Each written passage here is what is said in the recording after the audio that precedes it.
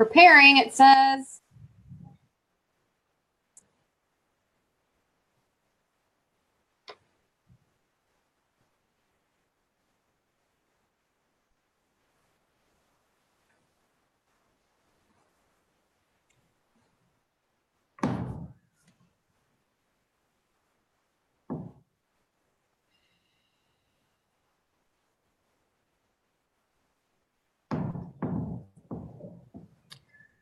And I am showing that we're live, my friend. yay. I don't see anything. I see black. We're live. Really? I'm not seeing it on Facebook. Here we go. Hey, everybody. Welcome to Finance Friday. Thanks so much for joining us. Happy Friday. I'm obviously Amy Novakovich and here again with Mick, which means I didn't scare him away. Yay! Not yet. Although I did travel all the way to Atlanta this week. You're far away, but you're still close to my heart for being here. Absolutely. And let me just say, this place is affectionately known as Hotlanta, but somebody forgot to turn on the heat because it is not hot out there today. It's actually pretty cold. Oh, it's beautiful here, so you're missing out. You need to come to Florida so we can do this like in person. You know, or Naples area. Anyway, I know you live in Florida. Or it might just that I've gotten a little bit soft from all these years in Florida. I can't put up with a little cool weather, but it's more than likely. Well, go ahead and like this video and share it if you know someone who this can help, please. This is a topic today. We're going to get into some pretty detailed, valuable stuff. So we don't want people to miss this. Like it and share it. Like us on Facebook in general, and then follow us on Twitter at Nova Wealth Management. Management's abbreviated, MGMT. Follow me personally at Novakovich Amy. Subscribe to our YouTube channel for quick 90-second tips, and I'll actually summarize this live on YouTube with our 5 steps to teaching kids money. So today, we both have kids. I think you guys know that by now. I have preteens and toddlers. Mick's got teenage girls up in the house. Teenage daughters, pray for them. Please pray for them. So we have kids of all ages. We're going to get into teaching our kids about money of all ages. So we'll get into different steps, no matter the age, and give you practical takeaways on what to go do today. So, Mick, with teenage girls, what would you say is the most frustrating aspect about their vision of money? Oh, okay. I'm glad you added money, because if you had just stopped at frustrating, vision, then we would have had a whole lot to talk about. But, I think the biggest thing is, and I think all of us are the same, at least a lot of my friends and I, we grew up in an environment where there was lack. So there were certain things that we did not have access to because, money was sometimes an issue. So growing up, becoming a parent, you obviously want to try to give your kids better experiences than you had, give them better opportunities than you had. And I think the frustrating thing that comes out of it is, how do you give them opportunities and give them access to things while having them not take things for granted, especially, money, because be thankful. Yeah, be thankful and know that, there needs to be a healthy respect and understanding and value placed to money. And I think that's why we wanted to kind of go down this path this week. Right. And I think for me, it's so important for us to give our kids this foundation, because this is a fundamental principle that they'll carry into other areas of their life, their work ethic, their parenting. I mean, this is big, guys. This is not just about money. So, I mean, for me, in this show, our whole vision is to change your relationship with money, to help you save and protect your money and help you grow to your full potential, right? Transform that relationship with money. Transform it. Transform it completely. And how can we how can we get that to start at an earlier age with our kids so that they don't have to make the mistakes that we have made? And if you've made no mistakes, thank God for you. My goodness. Yeah. And Amy, I think we also should add that, this is building off of the conversation that we had last week, where, a lot of times we're approached by colleagues, friends, and they want to start talking about investing. And, when you ask them about what their savings look like, a lot of times they haven't begun that process. So we want to talk about savings because it is the building block that has to be established before you begin focusing on any long-term financial planning. Right. I mean, last week we covered a lot about, even just getting your tax return, what can I do with this extra money? Well, kids have to understand that there isn't just always extra money. There has to be a foundation. There has to be a place to start. So the first place that I would start, let's get out our pens and paper, and I can't hop on the live, so I can't see your comments. I apologize. Mick, if you can see their comments, if you can read them to me, sure, that'd be great. I'm trying to see your guys' comments.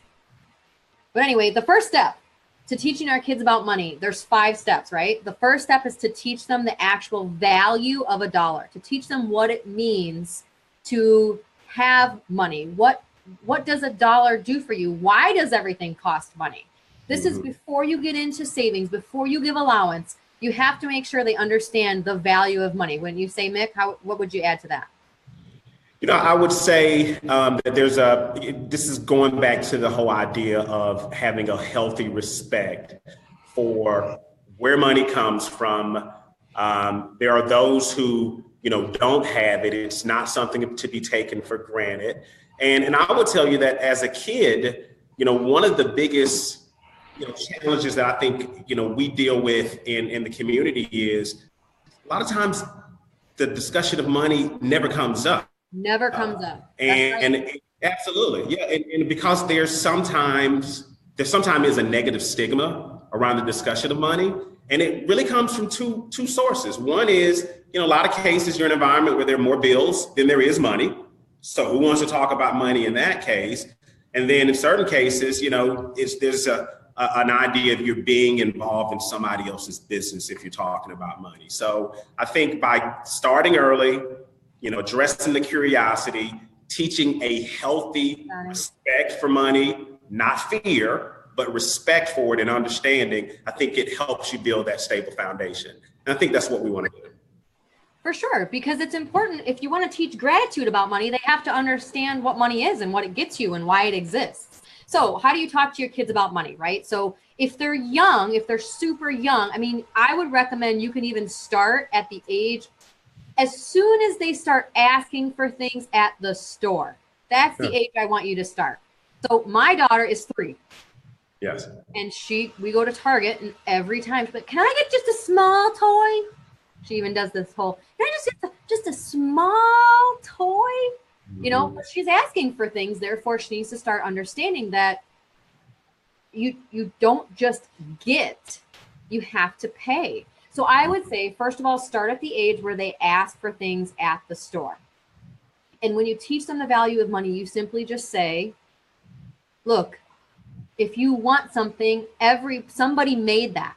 There was somebody on the other end of that made that. There was effort that went into that. If you made something for someone, if you created something and you put a lot of thought into it, you could then charge for that, but you would put a value on it as how much time it took for that, to make that. So you just slowly teach them, run it like a business, talk to them in business terms. And I don't know what you would add to that, but I know that's the way I talk. She gets it when she says so if I'm creating something that someone else needs, I can charge for that. She kind of looks at me like I can make money on that. That's you're raising a young entrepreneur at a very at a young age, huh? I think I'm trying. That's the goal. So the first step is to teach them about the value of money. Look, sometimes that's a lot easier said than done because again, we I have two daughters, and they were the apple of my eye. They still are. And, when you're in a place and, just like you can be at the grocery store and they're in line and they want the cookies or the candy bar, and you want to give it to them. So it's a lot easier said than done, but there are a lot of opportunities where you can just teach that, hey, there's some value there. All right. This is, money doesn't grow on trees, as they say. No, but we're going to get into that. We're going to talk about allowance, because when they are given allowance, and we'll talk about how to do allowance, but when they're given allowance, they can start to make those choices. When they're asking for things at the store, they can start to make those choices. So for those of you just joining, we're talking about the 5 steps to teach your kids about money, and then we'll also talk about how you lead by example. We'll continue on. We'll build on last week's conversation and talk about saving a little bit more. But the first step is to teach your kids what money is. Yes. And depending on, I guess, the environment that you surround them in, like you said, like I did too, grew up in an environment of lack. Like, you can talk to them about how food costs money, or you can talk to them about how, your jet costs money. I don't know how, depending on how you live. Right. Watching might have jets. And depending on how you live, you might want to teach them just the value of money. Okay, so the second step is teaching a budget. So you can teach them starting at a very early age about a budget. And actually, a spreadsheet works really great. You can, and if they don't have any expenses, you can have them give. So like I had my 12-year-olds both sponsor a children from Compassion International, and it's $5 a month. Mm-hmm. So like something like that, have them give, or give them expenses that they can set a budget.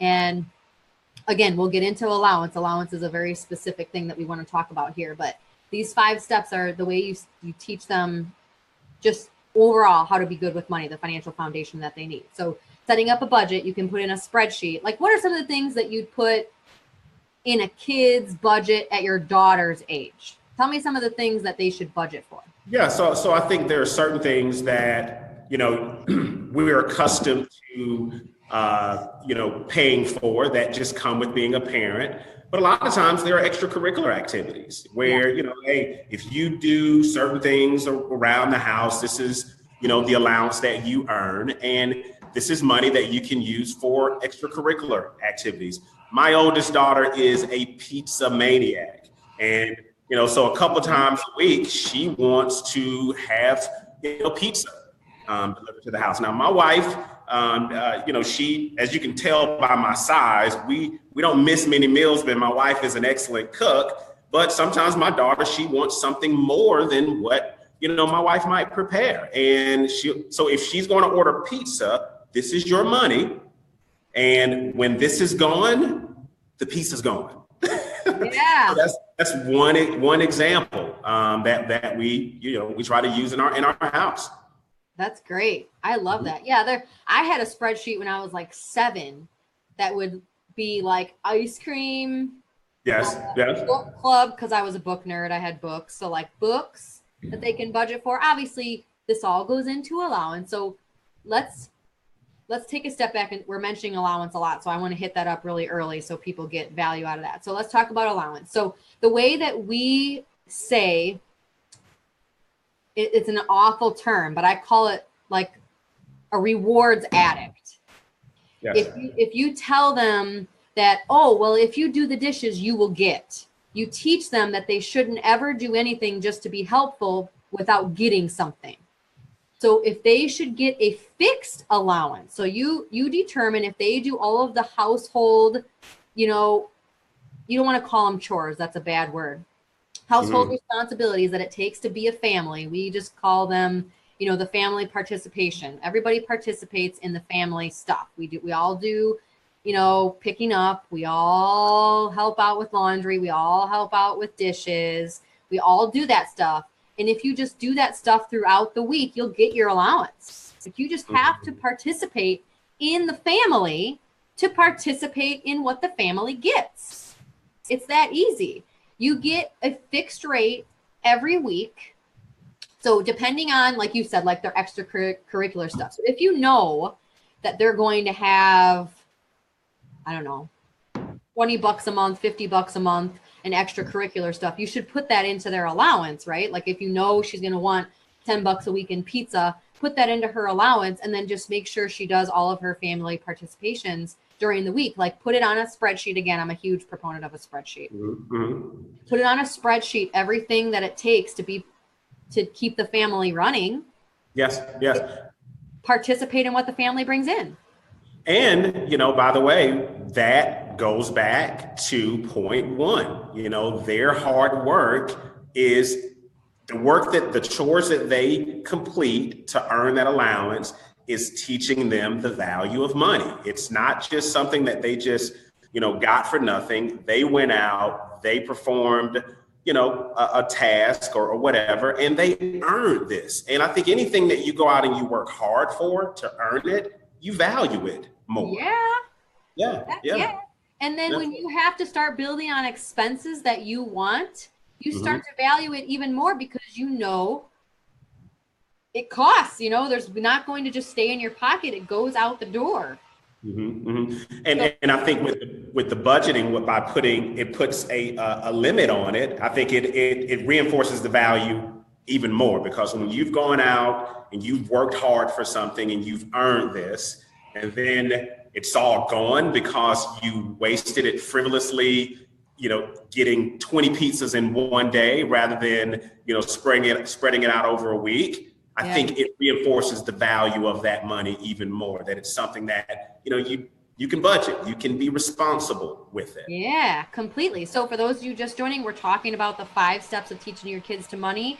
And of all ages, we want you to start at the age where they start asking for things at the store. So step 1 is by teaching them just what money is in general. Before you even talk about savings and allowance and all that stuff, teach them what the value of money is, what money is to them. The second step is starting to build a budget. So we talked about giving them a fixed allowance, right, every week based on the family, what the family has to do to just function. They participate in what the family brings in every week. That's their allowance, and they'll get their allowance as long as they're being part of the family and just participating, because you don't want to raise a person that's just only going to help if they get a reward. Right. I'm only going to do the dishes if I get paid. I'm only going to help you, mommy, if I get paid. What do I get? You don't want to do that. So if you pick a fixed day to give your allowance, as long as they participate in the family, they participate in what the family brings in. Okay, so then you give them the budget of their expenses when they ask for things at the store. Honey, if you want that pack of gum that just comes out of your allowance that you get every week, you make the choice. And then it's on them. Yeah. So they start learning the value of their decisions of the value of money. Yeah, and if I could add, I mean, for the side of our industry or our practice where we focus on student athletes or even professional athletes, I mean, I think these are some skills that they definitely need to have. I mean, well, and you don't get it in school. You don't get taught. You don't get it. And in a lot of cases, with some of the professional athletes that we talk to, they tell us stories about, growing up in an environment where money was not discussed. And then they go to college, and this is yet another environment where everything is paid for. I mean, the education is paid for, school is paid for, food is paid for, everything. So you're not even learning budgeting in that environment. And then if you're lucky enough to advance to a professional career, all of a sudden someone gives you a large sum of money and you have no foundational financial experience. Well, we've seen the stories in the newspapers about what happens when you don't have that background. Right. When you don't have that solid financial foundation. Right. Exactly. I mean, this is huge. This is, like I said in the very beginning, this is not just about money. This is about setting them up for success in life in general. Absolutely. It's going to bleed into other areas of their life. Okay, so I still can't see people's comments. If you're commenting, I'm so sorry. I saw Jim's, though. I wonder if it's because he's an admin. He said it's warming up in Atlanta. Well, Jim says, did it warm up in Atlanta? I'm inside, so it's warm where I am. So, but yeah, it was about 42 degrees this morning, which is absolutely frowned upon by this man. That is frowned upon. Okay, step 3, let's teach kids about savings. So once you have them they know the value of money. They've now got a budget. They understand, okay, I'm going to have to give $5 a month to Compassion International. I'm going to have to save $5 a month or $5 a week for my pizza habit, right? Oh, hey, RT. Okay, so I can see comments. Good. For joining RT. So once they have this, the budget, now you need to teach them to take a piece of that for saving. So I'm sure a lot of you out there have seen the 3-cup rule. Have you seen this, Mick? The save, spend, share jars or cups or buckets or whatever. Save, spend, share. That's an easy way to do it. But I always say it's not a bad idea to take them to a bank and get them a savings account. Have them participate in this, guys. Have them experience as much of real life as possible. Taking them to the bank and seeing how the banks works. And when they see people going up to the teller line, they'll ask you questions. What are those people doing? You know, what do the bankers do? What is the guy in the suit doing? You know, they'll start to learn. So taking them to the bank to open a savings account is great. And they'll see that, you know, this is real life. This is real stuff. So that's step number 3 is getting them to save. Have them put a little bit of their money away every week when you give them the allowance into a savings for bigger goals. Like, oh, I don't know, a cell phone. Jeez, my 12-year-old daughter is saving for a cell phone right now. Oh, yeah. Now, do you have her name the account? Because I've seen that used. If it's a particular goal that you're working on, say it's, you know, a cell phone. So the name of this savings account is cell phone.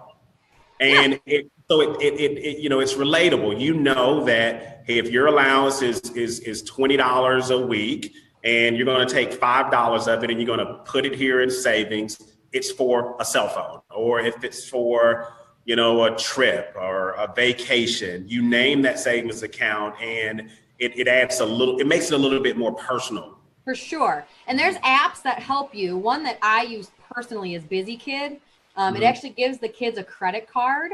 So all their money goes on a credit card, and they can have different accounts within the app that says, you know, this is my savings, this is my share, this is how much I want to share and give to charity. And then this is how much is actually loaded on my card to spend. That's cool because it teaches them about credit card too, which we'll talk about that. That's coming later. And Jim mentioned to teach them about taxes. I did talk to Mick earlier about that.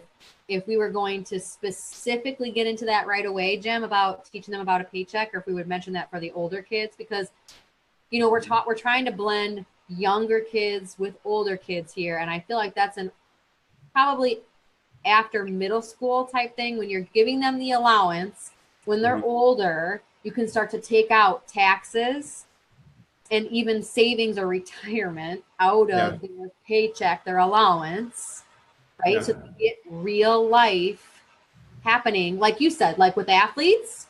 Yes.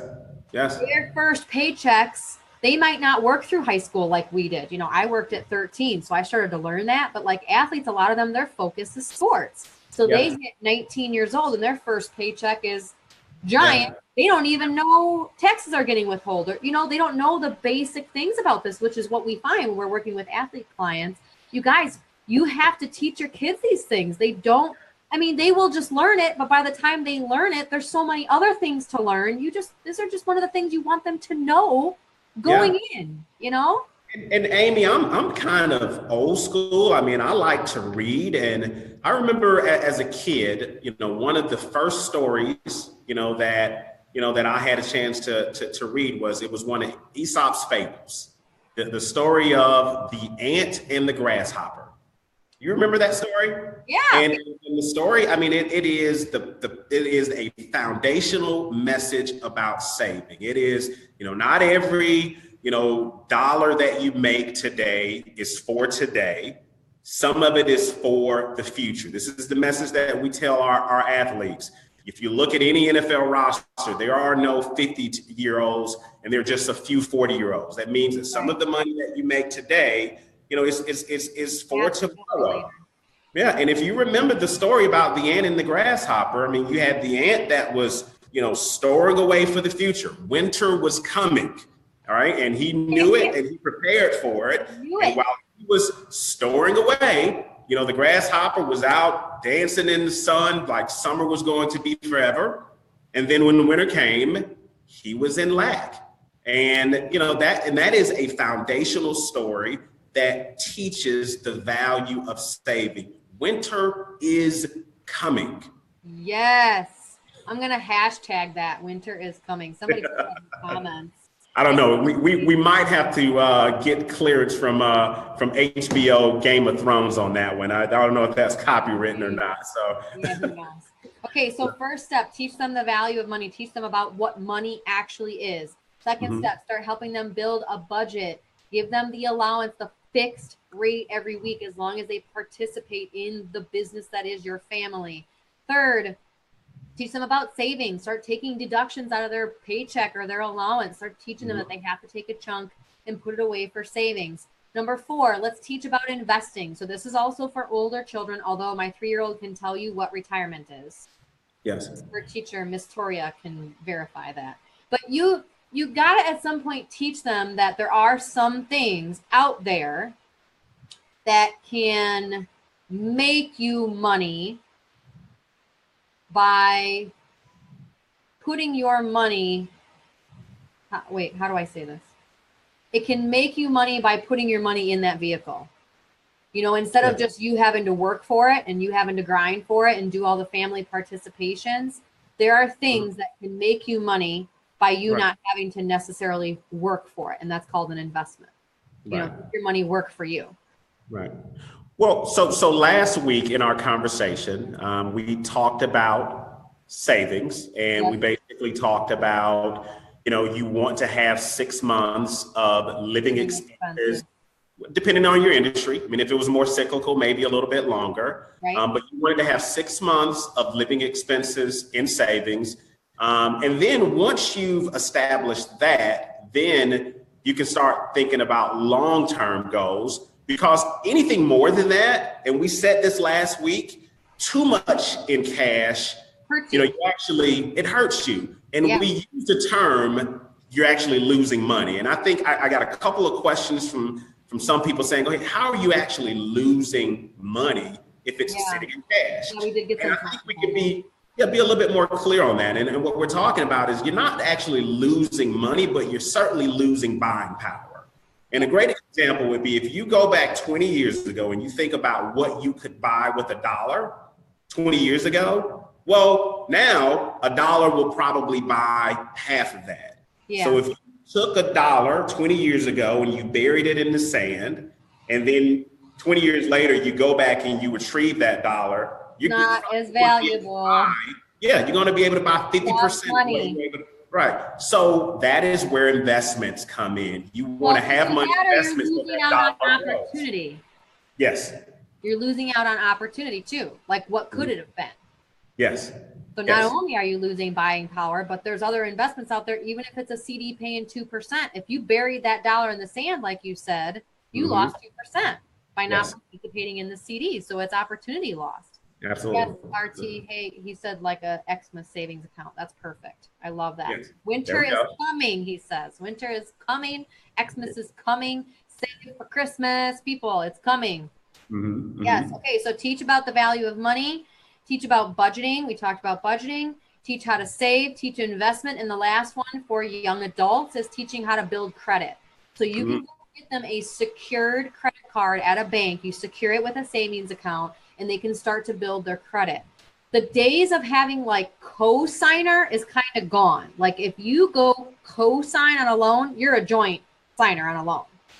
There's no more, you know, you're kind of secondary if the person, you know, should default. You're in that loan. It's going on your credit. It is yours. It's your responsibility. So you got to teach your kids how to build credit. Otherwise, it's going to be just your credit. It's going to be you. I actually used to have someone that I was helping out that co-signed on one of her daughter's loans, and it was hurting her credit. And she was like, well, why should it hurt my credit? I'm like, well, you signed that you're responsible for it. I mean, so if you don't teach your kids to build their own credit, then that's on your credit. That's on your responsibility. So this is one that you should be motivated to do because it helps you when they need money, when they need funds. They need to understand what borrowing is, what debt is, what an interest rate is. And we have a debt course that we're releasing this summer that will teach them all about debt, what it is, good and bad debt, how to pay down debt, how to manage debt, all that crazy stuff. That's another Finance Friday. But I mean, as far as your kids, just teach them about building credit.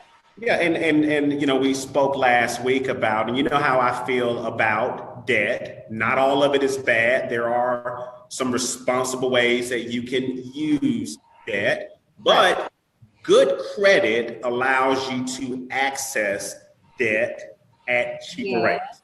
Right? So you know, when you teach at a your good kids interest rate, which is like everything. Exactly. So again, we don't want the girls down the street coming in the house and eating your food, Amy. But you know, I'm never gonna live that down, am I? No, but it is your reputation. Good credit is your financial reputation on paper, and it will precede you. Oh, that's good. That's good. I'm writing that down, man. It will precede you into any room where you're going to engage in a financial transaction. So you want to protect your financial reputation.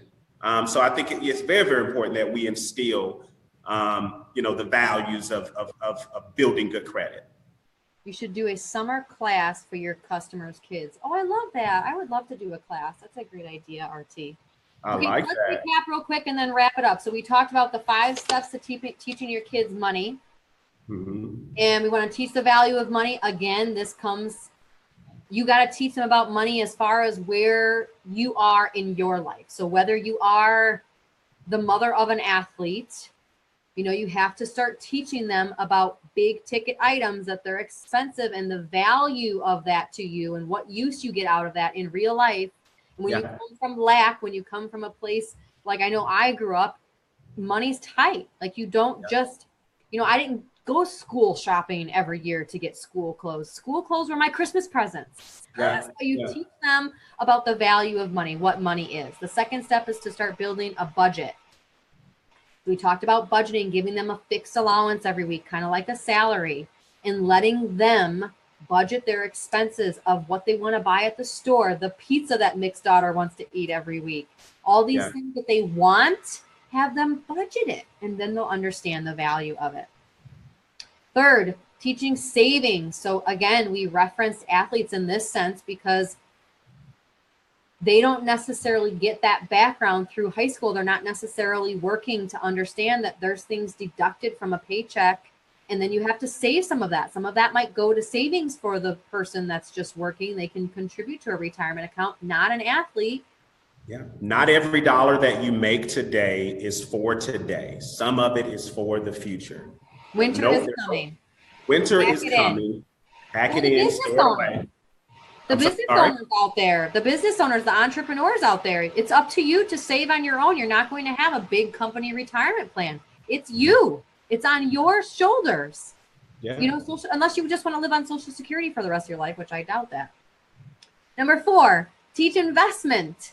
Teach them that their money can work for them. They don't have to just work for every dollar. There's things out there that they can work for. And if they don't invest, they're losing buying power, as Mick said, building off of last week. And they're losing opportunity costs, the opportunities that they could be getting if they just bury their money in the sand. And then finally, teach them about building credit. Go to the bank, get them a secured card, which is secured by a couple $100 in a bank account, and they can start building credit. And if for some reason they default, the bank will just pull the money from the savings account. So this is a way that they can easily start building credit. Now, anything else you want to add before we wrap up, Mick? Yeah, I would. And I would say for all of the parents of athletes out there, do me a favor and let's just assume that you are raising a star athlete that will be a professional. Yes. And if you're raising that child that's going to be a professional, at some point, they will run into large sums of money, and you want to begin preparing them now on how to deal with that money responsible. Now, I say assume that because if you instill those lessons today, even if that child doesn't one day become a professional athlete, they will become an adult. And as an adult, they will have financial responsibilities, and you will have instilled you will have instilled in them the basic tools for running a family, for being financially responsible. So assume that they're going to be a pro athlete. Assume that they're going to be a superstar, the next Beyonce or Pele or no whoever, you know. Assume it. That's great.